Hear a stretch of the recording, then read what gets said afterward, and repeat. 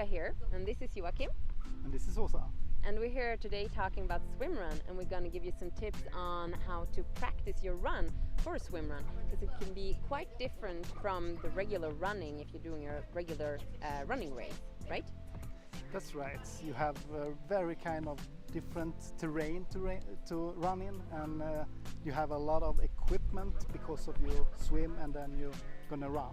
So you have to practice with this equipment.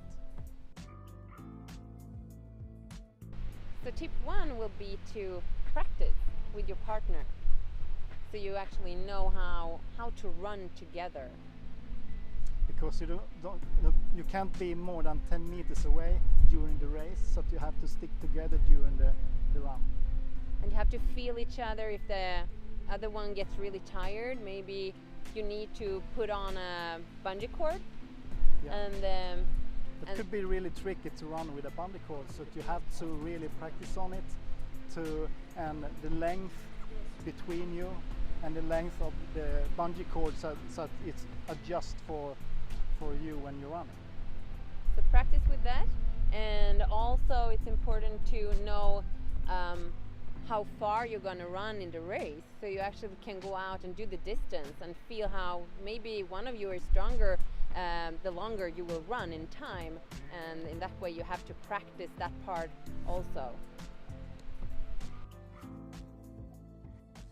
Tip 2 is to train in different kind of terrain. A lot of races is in a different kind of places, and the terrain is different from each race. So you have to train in the woods, maybe you have to train in the hard rock, and maybe in a park, and someone else other places. No, I think that's pretty good. Like if we would do a Stockholm swim run, it would be maybe on gravel or in a park, and if you do Ute or Ö till Ö swim run, it will be in the Stockholm archipelagos, which has a lot of rocks and can be quite slippery. So just try to cover everything. It will be more fun when you hit the start line. So for tip 3 will be to practice with your equipment, because everything you start with you have to carry with you during the race, and it can be really different to run in your wetsuit for your hip flexors. So really go out there and run in your wetsuits. Also, it can be a good idea to run in wet shoes, because it's different to run with shoes. So try to practice with that as well. And you should also practice with running with your pull buoy. If you're using a pull buoy during the swim, you have to carry it with you on the run, and to get used to run it with on your side of your thigh, if you wear it there.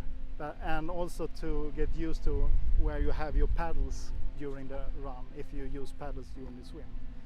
If you have it on one hand, or if you put it inside the wetsuit. So just make sure to practice with all the equipment, so you really know where you're going to put it when you're